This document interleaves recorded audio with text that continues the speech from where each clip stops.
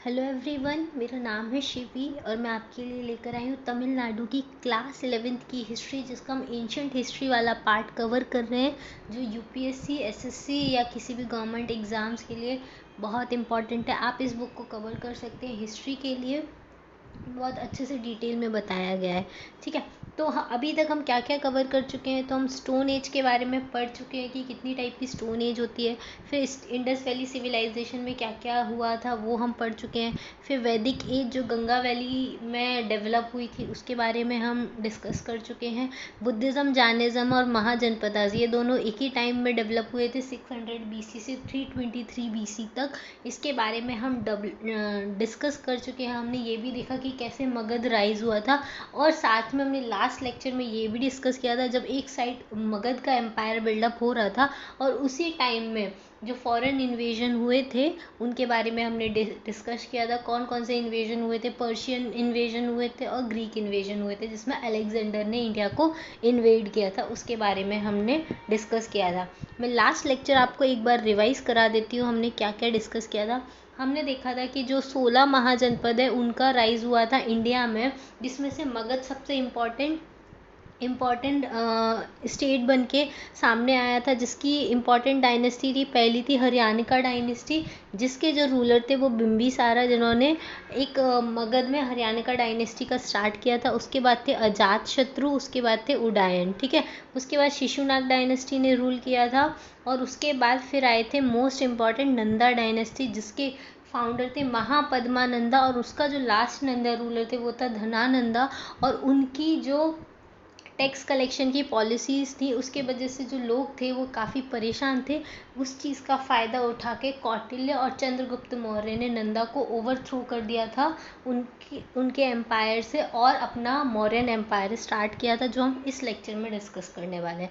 जब ये सब कुछ मगध में चल रहा था तब उस टाइम पे हमारी इंडिया का जो ये नॉर्थ वेस्ट फ्रंटियर है, यहाँ पे बहुत सारे इन्वेजन हुए थे। ये एक पर्शियन एम्पायर है, ये ग्रीक एम्पायर है, और ये हमारी इंडिया है। ठीक है, तो यहाँ से पहले पर्शियंस ने इंडिया के ऊपर अटैक किया और अपने अंडर में लिया हिंदू कुश माउंटेन वाले रीजन को, नॉर्थ वेस्ट माउंटेन वाले रीजन को। तो सबसे पहला जो फॉरेन इन्वेजन किया था वो किसने किया था? साइरस ने किया था, जो पर्शियन रूलर हुआ करता था। उसके बाद जो किया था, जो उनका ग्रैंड सन था डेरियस वन, उन्होंने किया था। दूसरे फिर थे लास्ट ज़ेरसेक्स, जिन्होंने इंडिया के ऊपर रूल किया था नॉर्थ वेस्ट रीजन में, लेकिन ये इंडस वैली तक ही इनका रूल लिमिटेड था। ये इंडस वैली के अंदर कभी नहीं गए थे। ठीक है, उसके बाद जो अलेक्जेंडर द ग्रेट था, मैसेडोनिया का ग्रीक एम्पायर जिसने बिल्डअप किया था, वो यहाँ से चलना स्टार्ट किया था। फिर उसने पर्शियन एम्पायर को ख़त्म किया और फिर इंडिया पहुँचा हिंदू कुश माउंटेन्स को क्रॉस करके। जब वहाँ पे जितनी भी नॉर्थ वेस्ट ट्राइब्स थी उन्होंने उसको सबमिट कर दिया, लेकिन पोरस ने रिफ्यूज़ कर दिया था। तो वहाँ पे बैटल ऑफ हिडास्पस हुई थी झेलम रिवर के अक्रॉस में। फिर वो इंडिया में अंदर गंगा वैली की साइड बढ़ रहा था, लेकिन उसकी आर्मी ने रिफ्यूज़ कर दिया था। इस वजह से वो वापस यहाँ लौट गया था, और जितने भी टेरिटरी उसने इंडिया में एक्वायर की थी उसको 3 गवर्नर्स के अंडर में रख दिया था, और फिर वापस अपना ग्रीक की साइड निकल गया था। लेकिन जब वो वापस लौट रहा था तो बहुत सारी जो लोकल ट्राइब्स थी उसने उसका अपोज किया, तो बहुत सारे वॉर फिर भी होते रहे। फिर एट लास्ट बेबीलोनिया करके एक जगह है पर्शिया में, वहाँ जाके उसकी डेथ हो गई, क्योंकि बहुत ज़्यादा बीमार हो गया था इस वजह से। ठीक है, तो ये सब कुछ हमने लास्ट लेक्चर में डिस्कस किया था। अब हम आज डिस्कस करने वाले हैं मौर्यन एम्पायर के बारे में। तो मौर्यन एम्पायर में हम क्या क्या देखेंगे कि पहले तो हमको कहाँ से पता चलता है कि मौर्यंस कौन थे, उनके बारे में कौन से सोर्सेज अवेलेबल हैं। ठीक है, तो वो देखेंगे। फिर जो चंद्रगुप्त मौर्य जो फाउंडर थे मौर्यन डायनेस्टी के, उनके क्या क्या अचीवमेंट्स थे। फिर अशोका के क्या अचीवमेंट्स थे और उन्होंने अपने धम्म का कैसे स्प्रेड किया।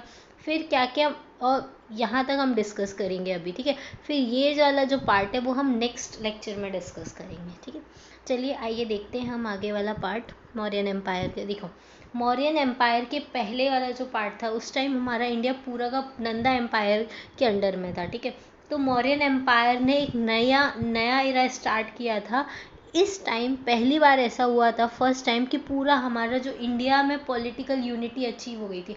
अभी तक क्या था, रीजनल किंगडम रूल किया करती थी, लेकिन अब क्या हुआ, मौर्यन एक एम्पायर बन गया जिसके अंडर में पूरा इंडिया आने लग गया था। और मौर्यन एम्पायर के टाइम पे पूरा का पूरा इंडिया का मैप कवर होता है, सिर्फ साउथ इंडिया के थोड़े बहुत बॉर्डर स्टेट्स बचते हैं। ठीक है, तो वही हम डिस्कस करेंगे इस चैप्टर में। ठीक है, तो देखो, अब ये जो हिस्ट्री इस टाइम से लिखी गई है, मौर्यन टाइम के बाद जो हिस्ट्री लिखी गई है, वो एकदम क्लियर है, क्रोनोलॉजिकल ऑर्डर में है, क्योंकि उसके लिए सारे रिटन सोर्सेज अवेलेबल है। तो हमारे पास कौन कौन से सोर्सेज अवेलेबल है, एक तो लिटरेरी सोर्स मतलब राइटिंग वर्क अवेलेबल है, दूसरा हमारे पास आर्कियोलॉजिकल सोर्सेज अवेलेबल है। ठीक है, अभी लिटरेरी सोर्स में हमारे पास क्या क्या अवेलेबल है, पहली जो बुक हमारे पास इम्पॉर्टेंट बुक जो अवेलेबल है वो कौटिल्य की अर्थशास्त्र हमारे पास अवेलेबल है। ये जो बुक है वो संस्कृत में लिखी गई है, कौटिल्य ने लिखी थी। ठीक है, कौटिल्य कौन थे, जिसने चंद्रगुप्त की हेल्प की थी नंदा डायनेस्टी को ओवरथ्रोन करने के लिए। तो चंद्रगुप्त मौर्य के टाइम पर ये बुक लिखी गई थी। ठीक है, इसीलिए इनको इंडियन मचियावेली भी बोला जाता है, जैसे कि फॉरेन मचियावेली थे, उसी लेवल की इन्होंने बुक लिखी थी अर्थशास्त्र के ऊपर, इसलिए इनको इंडियन मचियावेली बोला जाता है। ठीक है, अर्थशास्त्र को जो सबसे पहले डिस्कवर किया था वो थे आर शर्मा शास्त्री ने 1904 में डिस्कवर किया था। और अर्थशास्त्र में कितनी बुक्स हैं, अर्थशास्त्र की टोटल 15 बुक्स है, जिसके अंदर 180 चैप्टर्स हैं। ठीक है, 15 बुक्स हैं जिसके अंदर 180 चैप्टर्स हैं। ओके, उसके बाद ये जो अर्थशास्त्र की बुक है उसको 3 पार्ट में डिवाइड किया गया है। कौन कौन से, पहला जो पार्ट है उसमें किंग और उसकी काउंसिल के बारे में बताया गया है और गवर्नमेंट के डिपार्टमेंट्स के बारे में बताया गया। दूसरी जो पार्ट है उसमें सिविल और क्रिमिनल लॉज के बारे में बताया। थर्ड जो पार्ट है उसमें डिप्लोमेसी एंड वॉर के बारे में बताया। मतलब कि जो अर्थशास्त्र की बुक है उसके 3 पार्ट है। पहला वाला जो पार्ट है उसमें किंग और उसकी काउंसिल के बारे में बताया, गवर्नमेंट कैसे वर्क करेगी उसके बारे में बताया। सेकंड जो पार्ट है उसमें लॉज के बारे में बताया कि सिविल लॉज क्या होते हैं, क्रिमिनल लॉज क्या होता है, अगर कोई सिविल क्राइम करता है तो उसके लिए क्या पनिशमेंट होनी चाहिए, क्रिमिनल क्राइम्स करता है तो उसके लिए क्या पनिशमेंट होनी चाहिए। तीसरा जो पार्ट है उसमें उसने डिप्लोमेसी और वॉर के बारे में बताया कि क्या क्या डिप्लोमेसी होनी चाहिए, अगर आपके कोई नेटिव रूलर्स हैं उनके साथ आपको कैसे संबंध रखने चाहिए, कब वॉर की सिचुएशन क्रिएट होती है, कैसे वॉर लड़ने चाहिए, ये सारी चीज़ें अर्थशास्त्र में मेंशन की गई हैं। ठीक है, उसके बाद दूसरा जो इम्पोर्टेंट लिटरेरी सोर्स है वो है विशाख दत्ता की मुद्र राक्षसा। लेकिन इस बुक की इम्पोर्टेंस ये है कि ये जो बुक है, विशाख दत्ता जो थे वो गुप्ता पीरियड में थे, ना कि मौर्यन पीरियड में। तो ये जो ड्रामा लिखा गया था वो कब लिखा गया था, गुप्ता पीरियड में लिखा गया था। ठीक है, ये एक संस्कृत ड्रामा है जिसको विशाखा दत्त ने संस्कृत में लिखा हुआ है। ठीक है, ये गुप्ता पीरियड में लिखा गया और इसमें क्या डिस्क्राइब किया गया है कि कैसे चंद्रगुप्त मौर्य ने कौटिल्य की हेल्प से नंदा को ओवरथ्रो किया था, उसको डिस्क्राइब किया गया है। साथ में जो सोशियो इकोनॉमिक कंडीशन हुआ करती थी उस टाइम पे मौर्यास के अंडर में, उसके बारे में बताया है। ठीक है, तो 2 लिटरेरी सोर्स हो गए। अब तीसरा जो इम्पोर्टेंट लिटरेरी सोर्स है वो है मेगास्थनीज की इंडिका। अब ये मेगास्थनीज कौन था, ये ग्रीक एम्बेसडर था, जो ग्रीक कमांडर था ना सेल्यूकस निकेटर, जिसको अलेक्जेंडर छोड़ गया था इंडिया से जाने के बाद, उसने इसको as a Greek ambassador Chandragupta Maurya के कोर्ट में भेजा था। अभी हम चंद्रगुप्त मौर्य के बारे में डिटेल में पढ़ेंगे, उसके अचीवमेंट्स के बारे में पढ़ेंगे, तब हम बात करेंगे सेल्यूकस निकेटर की। ठीक है, अभी के लिए याद रखो ये कि ग्रीक एम्बेसडर था जो चंद्रगुप्त मौर्य के कोर्ट में आया था और इसकी बुक इंडिका में बहुत सारी चीज़ें बताई गई थी। लेकिन प्रॉब्लम ये है कि इसकी जो बुक है उसमें उसके कुछ ही पार्ट सर्वाइव कर पाए हैं। ठीक है, ये जो बुक है वो हमको किसके बारे में बताती है, मौर्यन एडमिनिस्ट्रेशन के बारे में बताती है कि कैसा मौर्यन के टाइम पे एडमिनिस्ट्रेशन हुआ करता था, स्पेशली कहाँ पर, पाटलिपुत्र सिटी के अंदर।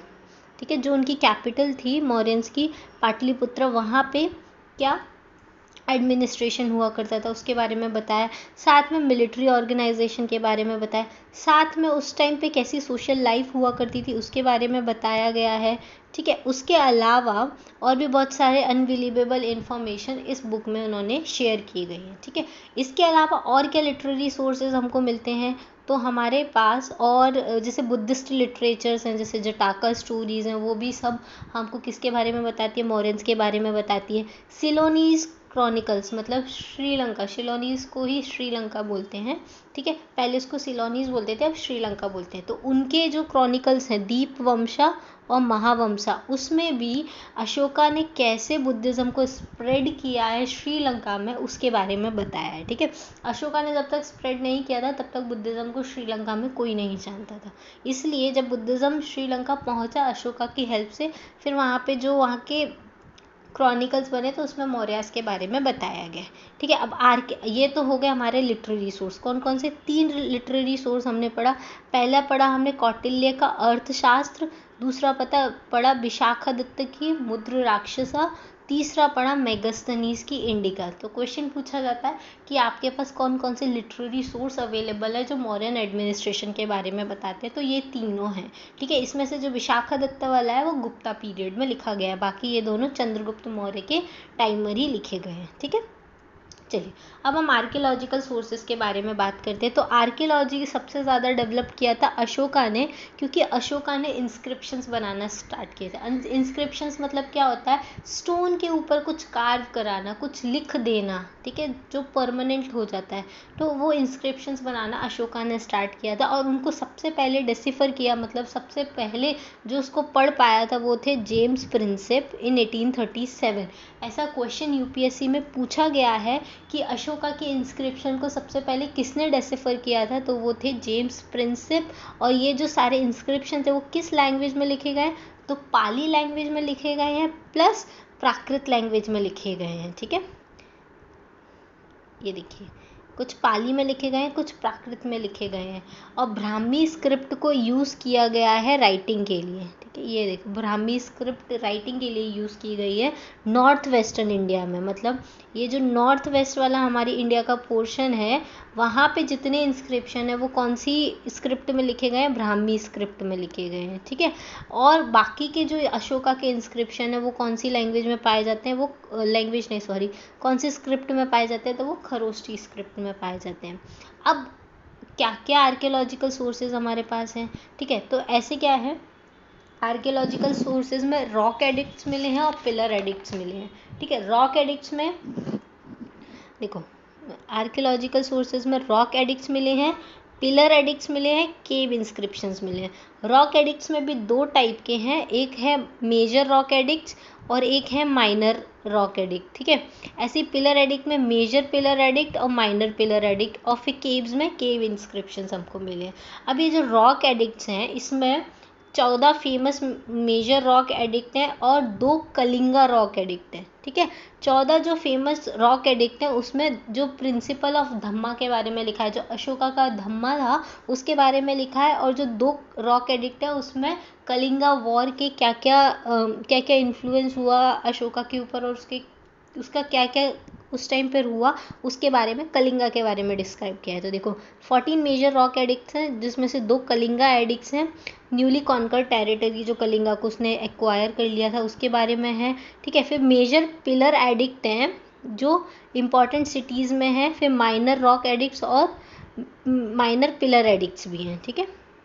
इन सब में अशोका के बारे में डिटेल्स में दिया गया है, ठीक है। अब जो अशोका की डील्स, ये सारे जो एडिक्ट्स हैं वो किसके बारे में बताते हैं? अशोका के बारे में बताते हैं, प्लस अशोका के धम्मा के बारे में बताते हैं, और वो इंस्ट्रक्शंस देते हैं, ऑफिशियल इंस्ट्रक्शन उन पे लिखी हुई है उन एडिक्ट्स के ऊपर, जिससे लोगों को पता चल सके, ठीक है। समझ में आया? एक रॉक एडिक्ट्स हैं, एक पिलर एडिक्ट्स हैं केव इंस्क्रिप्शन में, इन पर अशोका के बारे में बताया, अशोका के धम्मा के प्रिंसिपल के बारे में बताया, और जनरल इंस्ट्रक्शन है पब्लिक के लिए, ठीक है। ये सारी चीज़ें इन रॉक एडिक्ट्स में है। लेकिन जो रॉक एडिक्ट में जो 13 नंबर का रॉक एडिक्ट है उसमें कलिंगा वॉर के बारे में डिटेल में बताया गया है, और जो 7 पिलर एडिक्ट हैं उसमें जो समरी है कैसे धम्मा को प्रमोट किया गया उसने अपनी किंगडम में, उसके बारे में बताया है, ठीक है। तो इसलिए अशोका के जो इंस्क्रिप्शंस थे वो बहुत वैल्यूएबल सोर्सेज हैं अशोका और मौर्यन एम्पायर के बारे में डिटेल जानने के लिए। इतना क्लियर है कि लिटरेरी सोर्सेज थे और आर्कियोलॉजिकल सोर्सेज थे। लिटरेरी सोर्स में 3 थे, अर्थशास्त्र, मुद्र राक्षसा और मेगास्थनीज की इंडिका। आर्कियोलॉजिकल सोर्सेज में रॉक एडिक्ट, पिलर एडिक्ट, केव इंस्क्रिप्शंस, ठीक है, ये सारे हुआ करते थे। चलिए अब हम देखेंगे पॉलिटिकल हिस्ट्री क्या थी मौर्यास की। ये तो हमने सोर्सेस के बारे में देख लिया। तो चंद्रगुप्त मौर्य जो फाउंडर थे किसके, मौर्यन एम्पायर के, जिन्होंने कौटिल्य की हेल्प से एट द एज ऑफ 25, जब उन्होंने इस चीज़ को एक्वायर किया था तो वो सिर्फ 25 ईयर्स के थे, और उन्होंने जो लास्ट रूलर था नंदा डायनेस्टी का, धनानंदा, उसको ओवरथ्रोन कर दिया था, मतलब अपने सिंहासन से हटा दिया था और अपना रूल स्टैब्लिश कर दिया था, ठीक है। कौटिल्य का एक और नाम था चाणक्य, और उनको विष्णुगुप्त के नाम से भी जाना जाता है, ठीक है।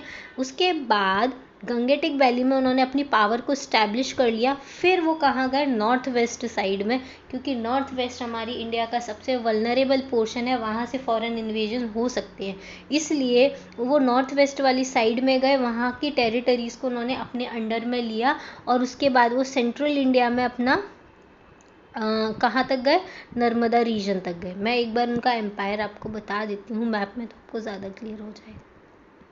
वेट, ये देखिए यहाँ पे है ये पाटलिपुत्रा, पहले यहाँ पे उन्होंने अपना रूल स्टैब्लिश किया, फिर पूरा गंगा वैली में उनका रूल हो गया। उसके बाद ये नॉर्थ वेस्ट फ्रंटियर में गए, यहाँ पे सेल्यूकस निकेटर था, उसके अंडर में जो टेरिटरी थी वो भी इन्होंने ले ली, और यहाँ जो नर्मदा रिवर है साउथ में, वहाँ तक इनका रूल था। तो इनका पूरा एम्पायर चंद्रगुप्त मौर्य के टाइम पर इतना था, ठीक है। तो ये चंद्रगुप्त मौर्य का एम्पायर हुआ करता था, ठीक है। ये देखो मैं आपको दिखाती हूँ, एक सेकेंड, देखो 305 BC में, 323 BC में उन्होंने पाटलिपुत्रा में रूल किया, फिर गंगा वैली में उन्होंने कॉन्कर किया, फिर 305 BC में उन्होंने सेल्यूकस निकेटर की साइड मार्च किया, जो अलेक्जेंडर के जनरल हुआ करते थे, जो नॉर्थ वेस्ट इंडिया को कंट्रोल किया करते थे। चंद्रगुप्त मौर्य ने उनको हरा दिया और एक ट्रीटी साइन की, जिसमें सेल्यूकस निकेटर ने एक बहुत बड़ी टेरिटरी इंडस रीजन वाली, वो किसको दे दी थी, मौर्यन एम्पायर को दे दी थी, ठीक है। इसमें क्या क्या उन्होंने दिया था मैं आपको दिखाती हूँ, देखो आर्या दिया था, अराकोशिया दिया था, जरदोशिया दिया था।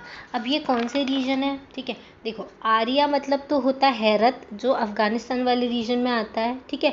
फिर अराकोशिया जो है वो कांधार पाकिस्तान वाला रीजन, और जरदोशिया जो अभी पाकिस्तान का बलोचिस्तान वाला रीजन है, ये इसके अंडर में आता है। एक सेकेंड आपको मैप में दिखा देती हूँ, ये देखिए यहाँ पर आता है अराकोशिया मतलब कांधार वाला रीजन, यहाँ आता है जरदोशिया मतलब बलूचिस्तान वाला रीजन, और ये है तक्षशिला, और ये है हमारा है यहाँ पे आता है हेरत या आर्या, ठीक है। तो ये सारे रीजन सेल्यूकस निकेटर ने किसको दे दिए थे, चंद्रगुप्त मौर्य को दे दिए थे, ठीक है। उसके बाद साथ बदले में चंद्रगुप्त मौर्य ने क्या किया था, उसकी डॉटर से शादी करी थी, और चंद्रगुप्त मौर्य ने एज अ गिफ्ट 500 एलिफेंट्स किसको दिए थे, सेल्यूकस निकेटर को दिए थे, और सेल्यूकस निकेटर ने मेगास्थनीज को मौर्यन कोर्ट में भेजा था as a Greek ambassador. Okay, clear है इतना।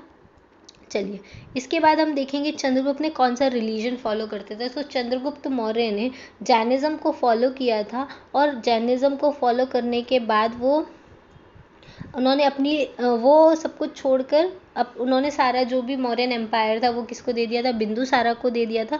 और वो कहाँ चले गए थे, सरवन बेलागोला कर्नाटक मैसूर के पास, किसके साथ, जैन मॉन्क भद्रबाहु के साथ, और वहीं पर उन्होंने सले खाना परफॉर्म किया था। इसमें स्लो स्टारवेशन होता है, मतलब धीरे धीरे कुछ कंज्यूम नहीं करते, कुछ फूड इनटेक नहीं करते, तो धीरे धीरे उसके वजह से डेथ हो जाती है, starved himself to the death, इसलिए उन्होंने भूखे रहे थे जब तक उनकी डेथ नहीं हुई थी, ठीक है। तो भद्रबाहु की वजह से ये किया था, ठीक है। ये भद्रबाहु वो वही हैं जो साउथ इंडिया में चले गए थे सरवन बेलागोला में, और नॉर्थ इंडिया में बचे थे स्थूलबाहु। इसके वजह से जैनिज्म के 2 सेक्ट बन गए थे, एक श्वेतांबर और दिगंबर। भद्रबाहु की वजह से दिगंबर बना था जो नेकेड रहते हैं, और स्थूलबाहु की वजह से श्वेतांबर बना था जो वाइट क्लोथ्स पहनते हैं, ठीक है। ये हमने जैनिज्म बुद्धिज्म वाले चैप्टर में कवर किया था। अगर आपने वो लेक्चर नहीं देखा तो आप मेरी प्लेलिस्ट में जाकर या मेरे चैनल पे जाके वो सारे वीडियोस देख सकते हैं। चलिए ठीक है, अब हम पढ़ते हैं बिंदुसारा के बारे में, जो हमारे सेकंड रूलर थे आफ्टर चंद्रगुप्त मौर्य। इनको ग्रीक जो थे वो क्या बोला करते थे, अमित्रगाथा। अमित्रगाथा मतलब होता है स्लेयर ऑफ एनिमीज, मतलब जो एनिमीज को डिस्ट्रॉय करता है, ठीक है। इन्होंने डेक्कन तक अपना मैसूर तक डेक्कन के मैसूर तक अपना रूल स्टैब्लिश कर लिया था। तारानाथा मतलब तिब्बतन मॉन्क जो थे तारानाथा, उन्होंने बोला कि बिंदुसारा ने 16 स्टेट्स को कॉन्कर किया था और इनका पूरा जो लैंड था वो बिटवीन द टू सीज मतलब एक साइड बे ऑफ बंगाल और एक साइड अरेबियन सी। मैं आपको मैप में एक बार दिखाती हूँ। देखो, ये देखो, ये जो एम्पायर है यहाँ से लेके यहाँ ऐसे, ये पूरा बिंदुसारा का एम्पायर है। ये जो पार्ट मैंने छोड़ा है ना, ये है कलिंगा। इसको बिंदुसारा ने कॉन्कर नहीं किया था, इसको बाद में अशोका ने कॉन्कर किया था। ठीक है, तो ये तारानाथा ऐसा बोलते थे कि इन्होंने एक 16 स्टेट को कॉन्कर किया था और पूरा लैंड, दो सी के बीच का पूरा लैंड किसके अंडर में था? बिंदुसारा। दो सी मतलब यहाँ पे है बे ऑफ बंगाल, यहाँ है अरेबियन सी। इन दोनों सी के बीच का जो लैंड है वो बिंदुसारा के अंडर में था। ठीक है, ये तारानाथा का कहना था। ठीक है, अब देखो जो संगम तमिल लिटरेचर है उसमें भी मौर्यन इन्वेजन के बारे में बताया कि साउथ के एकदम एक्सट्रीम कॉर्नर तक मौर्यंस का इन्वेजन हुआ था। और फिर मौर्यन एम्पायर कहाँ तक एक्सटेंडेड था? मैसूर तक एक्सटेंडेड था, जो मैंने अभी आपको बताया। ठीक है, बिंदुसारा ने जो डेमेचूस एज अ एम्बेसडर रिसीव किया था, ये किसने भेजा था? जो सीरियन किंग थे एंटियोचूस वन, उन्होंने एक सीरियन एम्बेसडर डिमाचूस जो था एज अ एम्बेसडर किसको दिया था? बिंदुसारा को दिया था। बिंदुसारा ने एंटियोचूस वन से बोला, मतलब डिमांड किया, क्या चीज़ की डिमांड की? स्वीट वाइन की उन्होंने डिमांड की, ड्राइड फिक्स की डिमांड की और सोफिस्ट की डिमांड की। ठीक है, ये सारी चीज़ें सीरियन किंग ने उनको भेज दी। लेकिन जो सोफिस्ट यानी कि फिलोसोफर जो होते हैं, ग्रीक फिलोसोफर मतलब होता है इसका, उन्होंने पोलाइटली मना कर दिया कि हम आपको सारी चीज़ दे सकते हैं, लेकिन जो ग्रीक फिलोसोफर होते हैं वो हम आपको नहीं दे सकते क्योंकि वो सेल नहीं होते हैं। ठीक है, ये इन्होंने ऐसा बोला था। फिर बिंदुसारा कौन से रिलीजन को फॉलो करते थे? वो अजीपिका को फॉलो करते थे, एक रिलीजियस सेक्ट होता है। बिंदुसारा ने उनके जो सन थे अशोका, उसको as a governor of Ujjain appoint किया था। ठीक है, अब यहाँ से हमारी कहानी स्टार्ट होती है अशोका द ग्रेट की। अभी तक हमने चंद्रगुप्त मौर्य को कवर कर लिया और बिंदुसारा को कवर कर लिया। अब हम पढ़ेंगे अशोका द ग्रेट के बारे में। ठीक है, तो अशोका का रेन जो था या रूल जो था वो था 273 से लेके 232 BC तक। ठीक है, अब उन्होंने क्या क्या किया था? देखो, वो गवर्नर ऑफ जो बहुत कम इन्फॉर्मेशन है उनकी जो अर्ली लाइफ के बारे में, लेकिन इतना पता है कि वो गवर्नर ऑफ उज्जैन की तरह एक्ट किया करते थे और तक्षशिला में एक रिवोल्ट उन्होंने सप्रेस किया था जब बिंदुसारा का रूल हुआ करता था उसी टाइम पे।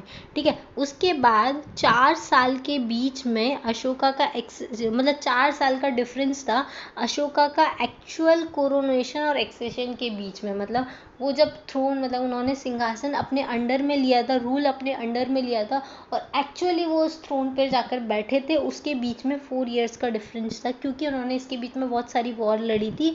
कौन सी? Family war. ठीक है, तो 273 BC में उन्होंने एक्सेस कर लिया था थ्रोन को, लेकिन उनका एक्चुअल जो कोरोनेशन हुआ था वो कब हुआ था? 269 BC में। ठीक है, इसके देयरफॉर इसके वजह से क्या हुआ, इसके एविडेंस नहीं है कि बिंदुसारा की डेथ के बाद एक्चुअल में क्या हुआ था, क्या स्टेटस था उसका बिंदुसारा की डेथ के टाइम, क्या क्या स्ट्रगल उन्होंने किया। लेकिन जो सिलोनीस क्रॉनिकल या श्रीलंकन क्रॉनिकल जो है वो ऐसा, उसके दीपवंशा महावंशा में ऐसा लिखा है कि अशोका ने पावर को कैप्चर करने के लिए उसके 99 ब्रदर्स को मार दिया था और उनके एल्डर ब्रदर जो थे सुशीमा, उसको भी मार दिया था। सिर्फ उन्होंने अपने जो यंगेस्ट ब्रदर थे, सबसे छोटा जो भाई था टीशा, उसको छोड़ दिया था।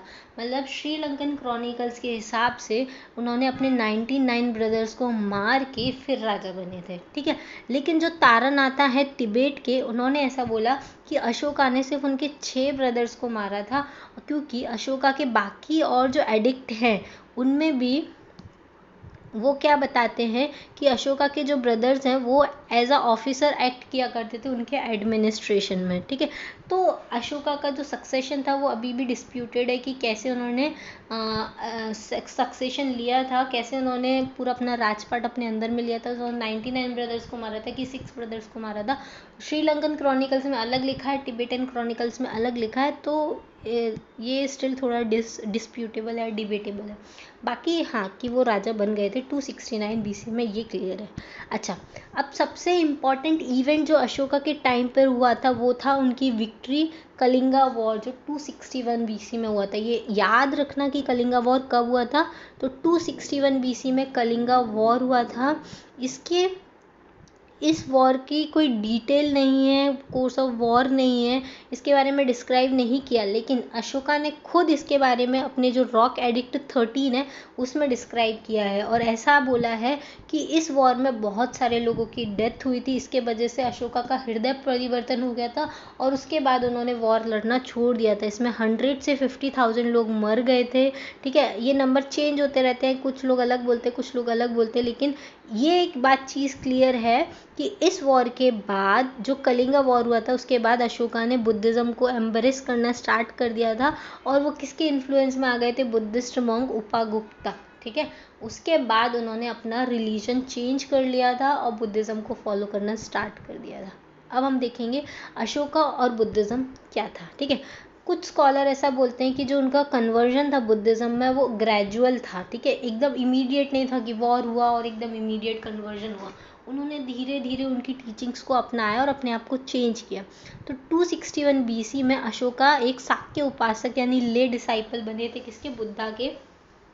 ठीक है, उसके 2 से 2.5 साल के बाद वो मॉन्क बन गए थे। उसके बाद उन्होंने हंटिंग छोड़ दी थी। ठीक है, उन्होंने बोध गया गए थे विजिट करने के लिए, और बहुत सारे मिशंस को उन्होंने ऑर्गेनाइज किया था। इवन उन्होंने बहुत सारे स्पेशल ऑफिसर्स को अपॉइंट किया था जिनको बोलते थे धर्मा महामत्रास, जिसके वजह से धम्मा की प्रोग्रेस हो सके। अब ये जो धम्मा था ना वो अलग चीज़ थी, और बुद्धिज़्म जो था वो अलग चीज़ थी। ठीक है, ये धम्मा के जो प्रिंसिपल्स आए थे ना वो बुद्धिज़्म के कुछ प्रिंसिपल से इंस्पायर थे, लेकिन ये जो धम्मा था वो जनरल कोड ऑफ कंडक्ट था लोगों को बताने के लिए कि आपको ऐसा करना चाहिए, इससे आपकी लाइफ अच्छी रहेगी, वैसा था। ठीक है, तो इसको स्प्रेड करने के लिए, इसको लोगों तक पहुंचाने के लिए उन्होंने धर्म महामत्रास को अपॉइंट किया था। फिर 241 बीसी में उन्होंने जो बुद्धिस्ट की बर्थ प्लेस थी बुद्धा की, लुम्बिनी गार्डन, ठीक है, कपिलावस्तु के पास में, उसको विजिट किया। उसके बाद बुद्धिज़्म के और भी होली प्लेसेस जैसे सारनाथ, सारावस्ती, कुशीनगर, इन सबको विजिट किया। उसके अलावा उन्होंने श्रीलंका में अपने बेटे महेंद्र और उनकी डॉटर संघमित्रा को भेजा, और वहाँ पे जो ओरिजिनल बोधि ट्री की ब्रांचेस थी उसको प्लांट करवाया। ठीक है, अशोका ने ही जो थर्ड बुद्धिस्ट काउंसिल हुई थी, थर्ड बुद्धिस्ट काउंसिल जिसमें अभिधम्म पिताका के बारे में लिखा था, जो हमने 4 काउंसिल के बारे में पढ़ा था, उसमें जो थर्ड बुद्धिस्ट काउंसिल थी वो अशोका ने कराई थी पाटलिपुत्रा में 240 बीसी में। ठीक है, किसके लिए, संघ को स्ट्रेंथन करने के लिए। किसके अंडर में कराई थी, मोगाली पुत्ता तिशा, इन्होंने इसको प्रिसाइड किया था। ठीक है, तो ये अशोका की थर्ड बुद्धिस्ट काउंसिल थी, और ये सारी प्लेसेस उन्होंने बुद्धिस्ट की ये सारी प्लेसेस को विजिट किया था। तो ये अशोका और बुद्धिज़्म का रिलेशन था। अब देखो अशोका का एम्पायर कहाँ से कहाँ तक था। तो अशोका के इंस्क्रिप्शन में ऐसा मेंशन किया गया है कि अशोका को जो एम्पायर था उसके जो साउदर्न किंगडम थे, चोला, पांड्या, शत्यपुत्रा और केरलपुत्रा, ये उसके बॉर्डर स्टेट थे। इसके अलावा पूरा का पूरा इंडिया मौर्यन एम्पायर के अंडर में आता था। ठीक है, राज तरंगिनी जो कि कश्मीर के एक राइटर हैं, वहाँ के बहुत फेमस बोल सकते हैं हम राइटर ही हैं। ठीक है, वो उन्होंने लिखा है, राज तरंगिनी ने लिखा है कि कश्मीर मौर्यन एम्पायर का पार्ट हुआ करता था, और नेपाल जो है वो भी मौर्यन एम्पायर का पार्ट हुआ करता था। ठीक है, चलो अच्छा, मैं आपको, और जो नॉर्थ वेस्ट फ्रंटियर तो ऑलरेडी डिमार्केट कर लिया था चंद्रगुप्त मौर्य ने सेल्यूकस निकेटर को हरा के। मैं आपको पहले अशोका का एम्पायर बता देती हूँ। ये देखो, ये अशोका के एडिक्ट्स हैं, रॉक एडिक्ट और पिलर एडिक्ट, अलग अलग जगह देखो, ये कांधार है। ठीक है, फिर ये कलसी, मीरत, लौरिया नंदनगढ़, ये आता है क्वेश्चन, लौरिया नंदनगढ़ में अशोका का एडिक्ट है। कौशाम्बी, और फिर धौली, अमरावती, सोपारा, गिरनार, येरागुड़ी, रामपुरवा, इन सब जगह अशोका के एडिक्ट हैं। ठीक है, ओके। अब देखो मौर्यन एम्पायर में अशोका का एम्पायर कहाँ से, ये देखो पूरा नॉर्थ वेस्ट से लेके इंडिया की यहाँ से लेके यहाँ तक पूरा किसका एम्पायर। अब देखो इस बिंदुसारा के टाइम पे कलिंगा नहीं था, लेकिन अब कलिंगा भी किसका पार्ट है, मौर्यन एम्पायर का पार्ट है। ठीक है, ये देखो कौन से स्टेट्स हैं बॉर्डर स्टेट, चोला इधर बाहर है, केरल पुत्र बाहर है और पांड्या बाहर है। ठीक है, ये बाहर हुआ करते थे, बाकी सब इसके अंडर में आते थे। ये देखिए चोला, पांड्या, केरल पुत्र, ये देखो चोला, पांड्या, केरल पुत्र और सत्यपुत्र, सत्यपुत्र है ना, ये सारे बाहर आते थे और बाकी का पूरा एम्पायर किसके अंडर में आता था, मौर्यंस के अंडर में आया करता था। ठीक है, अब सबसे इम्पॉर्टेंट चीज़ जो अशोका, जिसने अशोका को फेमस बनाया वो था अशोका का धम्मा। अशोका बुद्धिज़्म को एम्ब्रेस्ड करता था, लेकिन और उसको स्प्रेड करने में, बुद्धिज़्म को स्प्रेड करने में उसका बहुत बड़ा रोल था, लेकिन उसकी जो पॉलिसी थी वो बहुत ब्रॉड कंसेप्ट था बुद्धिज़्म से। बुद्धिज़्म एक रिलीजन था, लेकिन जो उसकी धम्मा थी वो उससे ज़्यादा बड़ा कॉन्सेप्ट था। इसमें उन्होंने कैसे लाइफ जीनी चाहिए, was a way of life, code of conduct, set of principle to be adopted and practice by the people at the large. ये उन्होंने धम्मा जो था उनका, वो लोगों की लाइफ में क्या कोड ऑफ कंडक्ट होना चाहिए, क्या सेट ऑफ प्रिंसिपल्स होने चाहिए, उनको क्या प्रैक्टिकल लाइफ में अचीव करना चाहिए, उसके बारे में था। ठीक है, उनके जो प्रिंसिपल थे धम्मा के वो क्लियरली स्टेटेड हैं उनके हर एडिक्ट में। उसके अलावा जो मेन फीचर्स हैं अशोका के धम्मा के बारे में वो क्या है, मैं आपको एकदम डिटेल में वहीं पर आपको बता देती हूँ, जो इस बुक में कवर किए गए हैं। ठीक है, क्या थे, service to father and mother, अपने मम्मी पापा की सेवा करो, अहिंसा की तरफ जाओ, ट्रुथ से प्यार करो, अपने टीचर्स को रिस्पेक्ट दो, अच्छा ट्रीटमेंट करो अपने रिलेटिव्स के साथ। ये एक कोड ऑफ कंडक्ट होते हैं लाइफ के, कि हमको ये सारी चीज़ें बचपन से सिखाते हैं, लोगों को पता हो तो उनके हैबिट्स में ये सारी चीज़ें आती हैं। तो ये जनरल कोड ऑफ कंडक्ट थे उनके धम्मा में। ठीक है, एनिमल सेक्रीफाइस को प्रोहिबिट करो, फेस्टिवल गैदरिंग करो। ठीक है, फेस्टिवल गैदरिंग करो, लेकिन एक्सपेंसिव और मीनिंगलेस सेरेमनीज मत करो, रिचुअल्स मत करो, यज्ञ हवन ये सारी चीज़ें मत करो अगर वो बहुत ज़्यादा एक्सपेंसिव है तो। ठीक है, इफिशिएंट ऑर्गेनाइजेशन ऑफ एडमिनिस्ट्रेशन, अच्छा, और ऐसा ऑर्गेनाइजेशन करना एडमिनिस्ट्रेशन का कि वो सोशल वेलफेयर के लिए काम में आए, और कांस्टेंट कांटेक्ट बना के रखना लोगों के साथ धम्म यात्रा के साथ। वो धम्म यात्रा कराते थे जिसमें सारे लोगों को इंक्लूड कर लिया जाता था, और इसके वजह से वो लोग साथ में आया जाया करते थे, इससे लोगों का पीपल टू पीपल कांटेक्ट बढ़ता था। ह्यूमन ट्रीटमेंट किया जाए सर्वेंट्स के साथ, मास्टर्स के साथ, प्रिजनर्स के साथ और गवर्नमेंट ऑफिशियल्स के साथ। इसके अलावा क्या कंसिडर किया जाता था, नॉन वायलेंस के वो फेवर में थे। ठीक है, एनिमल्स के साथ रिलेशंस में कर्टेसी होनी चाहिए, लिबरलिटी टू द ब्राह्मण्स के लिए लिबरल थे, टॉलरेंट से सारे, ऐसा नहीं था कि वो बुद्धिज़्म को फॉलो करते थे तो सारे रिलीजियस सेक्ट के लिए वो टॉलरेंट नहीं थे, वो बहुत टॉलरेंट थे, वो ब्राह्मणिज्म के लिए भी टॉलरेंट थे, सारे रिलीजियस सेक्ट के लिए वो टॉलरेंट थे। उसके अलावा वो कॉन्क्वेस्ट करना चाहते थे धम्मा को। वो बोलते थे कि आप किसी को भी जीतो तो आप धम्मा उनके जो प्रिंसिपल्स हैं उनसे जीतो, आप लोगों के साथ अच्छा व्यवहार करके जीतो, आप वॉर मत करो, वो ऐसा विश्वास करते थे। ठीक है, तो जो नॉन वायलेंस वाला कंसेप्ट है, और बहुत सारे कुछ आइडिया जो है अशोका के धम्मा के, वो किससे रिलेटेड है, टीचिंग, बुद्धा की जो टीचिंग्स थी उससे रिलेटेड है। लेकिन उन्होंने कभी भी धम्मा को और बुद्धिस्ट टीचिंग को इक्वेट नहीं किया, इक्वल नहीं माना, क्योंकि बुद्धिज़्म उनका पर्सनल बिलीफ था, लेकिन जो धम्मा था उनका जनरल कोड ऑफ कंडक्ट था लोगों के लिए, जिससे वो धम्मा को ऐसे स्प्रेड करना चाहता था हर सोशल लेवल पे, हर लोग इन चीज़ों को फॉलो करे, वो ऐसा चाहते थे, इसलिए वो धम्मा को स्प्रेड करते थे। ठीक है, तो ये अशोका के धम्मा के बारे में है। ठीक है, अब एस्टिमेट्स ऑफ अशोका में क्या है, अशोका मतलब बहुत अच्छा एक राजा था, द ग्रेटेस्ट ऑफ किंग माना जाता है। अलेक्जेंडर ग्रेट को भी इन्होंने सरपास कर दिया था जूलियस सीजर के अकॉर्डिंग। और जो H.G. वेल्स थे उन्होंने तो ऐसा बोला था कि थाउजेंड्स ऑफ थाउजेंड्स किंग का अगर हम नाम ले हिस्ट्री में तो उसमें सिर्फ अशोका जो है वो एक ऐसे अकेले स्टार के रूप में चमकते हैं, ऐसा उन्होंने बोला था। ठीक है, अशोका अपने आइडियल्स के लिए बहुत ट्रू थे। Ashoka was true to his ideals. वो कोई ड्रीमर नहीं थे, वो प्रैक्टिकल जीनियस थे, वो प्रैक्टिकलिटी में बहुत विश्वास करते थे, लाइक बुद्धा। ठीक है, उसका जो धम्मा था वो इतना यूनिवर्सल था, मतलब कि वो सिर्फ ह्यूमैनिटी की अपील करता था। इवन आज भी लोग अगर उसको फॉलो करें तो बहुत अच्छी चीज़ वो उन्होंने बताई थी। ठीक है, वो बेनेवोलेंट, मतलब बहुत प्यारा सा एडमिनिस्ट्रेशन फॉलो करते थे, ह्यूमैनिटी के लिए एडमिनिस्ट्रेशन फॉलो करती थी। वो नॉन एग्रेशन की पॉलिसी फॉलो करते थे। उसके अलावा जो भी विक्ट्री ऑफ वॉर होती थी उन सब में नॉन एग्रेशन पॉलिसी वो फॉलो करते थे। और उन्होंने अपनी उनकी जो पूरी लाइफ का जो सेंट्रल आइडिया हुआ करता था वो था ह्यूमैनिटी, वेलफेयर ऑफ ह्यूमैनिटी को प्रमोट करना। ठीक है, तो ये अशोका के बारे में था।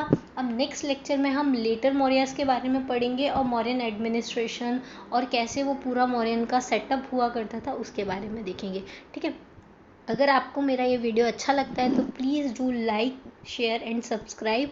और बाकी सारे वीडियोस देखने के लिए आप मेरे डिस्क्रिप्शन बॉक्स में लिंक चेक कर सकते हैं, मेरे चैनल पर जाकर देख सकते हैं। और ये बुक के डाउनलोड करने की लिंक भी मैंने डिस्क्रिप्शन बॉक्स में दिया है, आप वहाँ से जाके चेक कर सकते हैं। Thank you, that is for the day.